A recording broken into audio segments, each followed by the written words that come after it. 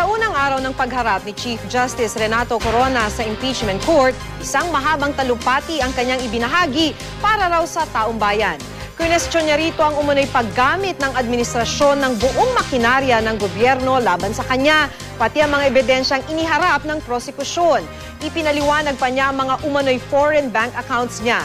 Lumagda rin siya ng waiver para mabusisi ang kanyang dollar deposits, pero yan ay kung lalagda rin ng waiver ang mga kongresista. Pagkatapos ng talumpati, biglang lumabas si Corona. Ayon sa depensa, nagkaroon daw kasi ng hypoglycemic episode ang punong mahistrado. Dahil dito, binigyan ng korte ang punong mahistrado ng hanggang bukas para ma-cross-examine.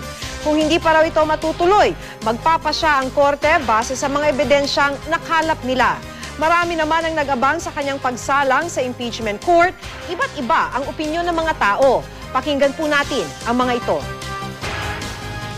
Well, that is the wisest move na ginawa ng defense.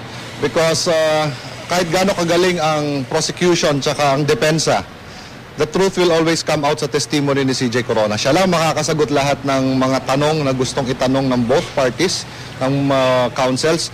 So, that is the best decision they made. Sa tingin ko po, papogi niya lang yun sa publiko para makakuha ng simpatya sa tao. Ako niya daw drama lang na nila yan.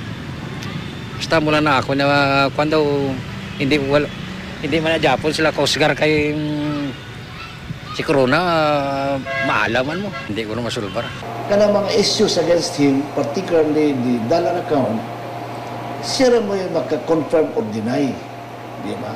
Magandang hakbang na ginawa ng ating punong maestrado ng Korte Suprema dahil wala namang ibang makapagbigay ng malinaw kung ano talaga ang katotohanan sa likod ng mga akusasyon laban sa kanya, kung di siya mismo.